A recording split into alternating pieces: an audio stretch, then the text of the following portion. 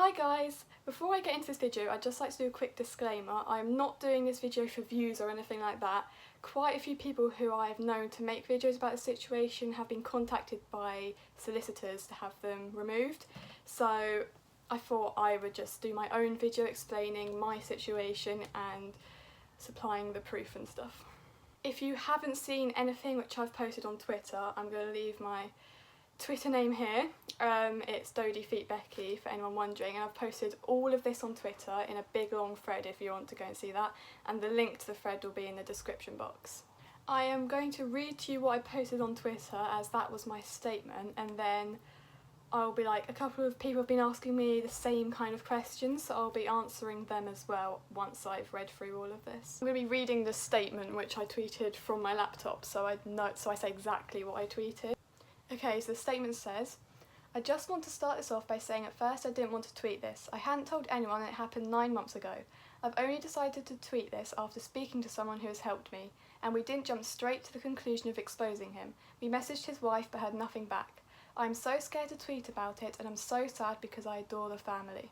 But if he did it to me, he may try to do it to other people and I would hate for that to happen. Basically, the Ingham family announced they were going to be at Disney World at the same dates my family had booked. And then nearer the time he announced they had actually booked the same hotel as us, so I DM'd him like all excited asking if I could meet them. He said yes, so on like the second night they were there, me and my 11-year-old sister went to meet them like just outside the hotel, and we got photos and hugged and stuff, and I said how much their channel had helped me. Like, these people meet fans/viewers every single day, and on holiday they'd already met loads, yet for some reason he posted the photo of me and my sister on every social media account they had, on both Instagrams and on both Twitters. And in the bio of it he only mentioned meeting me, not my sister, which I thought was odd, but like he only had my social media so I brushed it off. He started messaging me about like mental health and stuff because I had told him my struggles, but then he kept messaging me saying he went on walks around the complex after midnight, sometimes at 2 AM every night. He then kept asking me if I could sneak out of my family's hotel room to go for walks with him between midnight and 2 AM.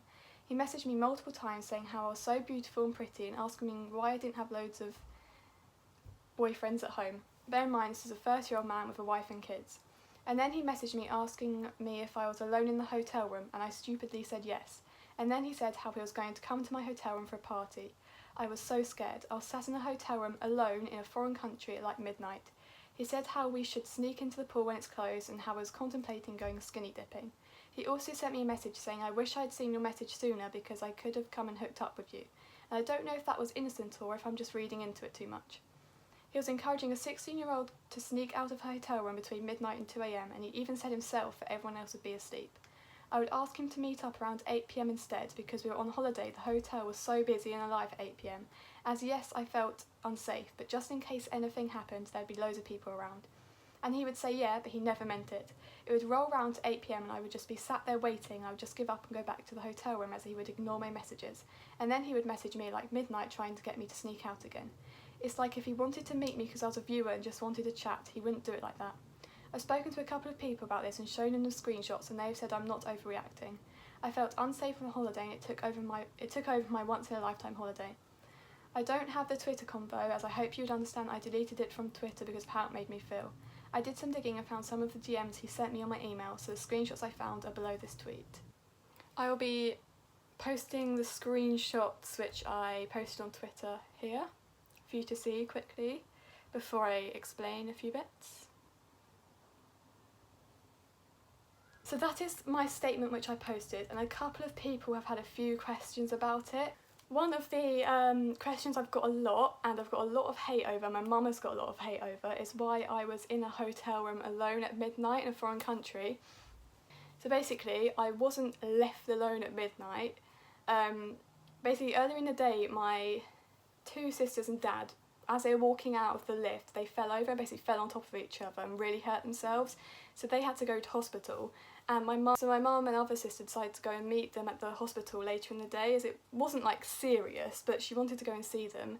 They asked if I could stay in the hotel as there was no reason for me to go to the hospital as it wasn't serious and they would be back soon, and it was only late afternoon, early evening, so I thought I'd be completely fine. The hotel was really busy, like and around that time. So she basically just told me to go and get food from the cafe bit and then go up to the hotel room and lock the doors, which is what I did. We thought she'd be back sooner, but obviously in hospitals everything always takes way longer than you expect it to, so they weren't back around that time. But obviously all I could do was stay in the hotel room, as I couldn't just get a taxi by myself and go to the hospital, as that's probably worse than just staying in a hotel room with the doors locked. What my mum are trying to say on Twitter and stuff is, I'm not a toddler, I can stay in a hotel complex by myself, I'm 16, I can travel places by myself, I can stay in places by myself. She wouldn't have left me alone in the hotel room if she knew she wasn't going to be back until midnight, but it just happened to turn out that way because of how long the hospital process took, and yeah. I've also had a lot of questions on why I didn't go to the police straight away and why it took me this long to share it everywhere. And basically it's taken me this long to share it everywhere because it's always been at the back of my mind, like, since it happened, but I've never thought to tell anyone because I always thought I was overreacting. And yeah, and then it just, I was looking through my camera roll, sorting through my camera roll, and I came across a couple of the screenshots and pictures of when I met them in Disney, and it just like reminded me of it all. So then I basically messaged someone and sent them all the screenshots, and they were like, Jess, you are not overreacting, that is completely wrong, he shouldn't have been doing that. And we then decided we needed to do something about it, just in case it had been happening to other girls, and basically just to stop it from happening. And so we decided the best thing to do, and the first thing we needed to do, was to message Sarah, which is Chris's wife, and that is exactly what we did. We messaged her first. We didn't put it all over on social media straight away, we messaged her first, but she ignored us, we didn't get a response, so we thought there's no other way to do this than to put it out online. And in my personal opinion, if it involves someone in the public eye and someone who has constant contact with young girls, is to put it on social media. If it's someone in the public eye, the public should be aware. That's what I personally feel. So that's what I did, and I personally am so glad I made that decision to post it online, because it has stopped a couple of girls from going to meet him, and it's helped so many other girls come forward to me. I've had more girls come forward to me than what I've actually posted on the thread, but I feel like I shouldn't be posting everyone on the thread because otherwise it just get too much for everyone. So yeah, it's helped a lot of people. It's also potentially stopped it from happening in the future because more people are aware that this is what he's like, so we'll be careful. Basically, why I didn't go to the police first was because in the UK the age of consent is 16, so I didn't think it was illegal. Since I've tweeted the tweet, people have told me to go to the police, which is what I've done, and they've now got all of the screenshots and all of the evidence and stuff. I can't comment further on what the police are doing, but I can still comment on the situation, which is what I've been doing, because it's true. So yeah, someone has asked me if anyone from Chris's team has contacted me personally, and if anyone has seen, I got threatened by their management through tweet, and they've deleted their tweet now, and they also DM'd it to me, but I still kept the tweet up because it's true and I know it's true, so I didn't feel the need to delete it. But since then, no one else has contacted me to do with it. I did debate a lot in my head, and I did message a lot of people before I did post it online, because I didn't know if it was the right thing, but I'm so glad I did, because now everyone's aware, or a lot of people are aware. It's stopped things from happening, it's helped other girls come forward, and I'm just so glad I did it. Someone has asked me if Chris's management tried replying to my thread and tweeted me to remove my post and threat legal action and then delete their tweet. And that's exactly what they did. They replied to my tweet on the thread and threatened legal action, and then they got attacked, they deleted their tweet, and they also sent me a DM saying the same thing, the same kind of thing. I have had no one contact me since. All that I know that has happened is Sarah blocked me, Chris blocked me, the Ingham family account blocked me. Sarah and Chris have now deactivated their Twitters, I think. Chris also deleted the picture of me meeting his family off of his Instagram, and yeah. Someone else has asked me how I felt when it happened, and did I understand what he was doing, or did he make me feel special? And I didn't understand what he was doing at the time.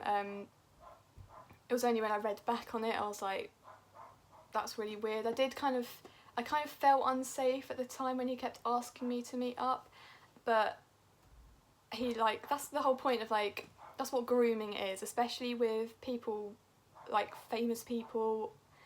They feel they have power, so they try to use that to, yeah. A lot of people have been giving me hate on why I responded to him and stuff, and that's mainly because they don't understand what grooming is. And if you do not understand what grooming is, here is the definition from the NSPCC website. I've also been asked why, you know, on a few of the messages I've covered it up. I've covered up parts of the message, and that's just plainly because it has personal information from my side and from his side, so I didn't want to put those bits all over social media because it's really personal information. People have also been asking me why on the screenshots and when I film me scrolling that Chris's Twitter profile isn't on them. And I think, I've got no idea why that is, but I think it's because he's changed his profile since he sent them messages, so it doesn't come up. But I am now going to show you that these messages are real. So yeah, here is my laptop. And then clicking on Internet Explorer, I don't know if you can see down there, clicking on Internet Explorer, and it comes up with the messages because I'd already opened them on my Gmail because I have work emails and stuff on my account, so I can't go through the whole email account. So yeah, I don't know if they're coming back to front. If they are, I'll do it at a different angle in a minute. I'm just scrolling down.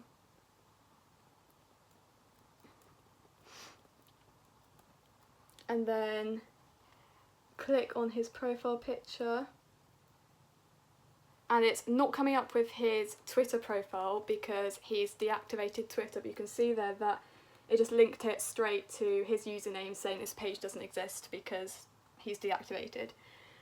So yeah, I don't know how else to prove that these messages are real. If you can leave in the comments below if there is any other way I can prove that it's real, but that is the only way I can think of. People have also been asking me why I've been still using Twitter normally and why I've been acting normally, like why I've gone live on Instagram and stuff.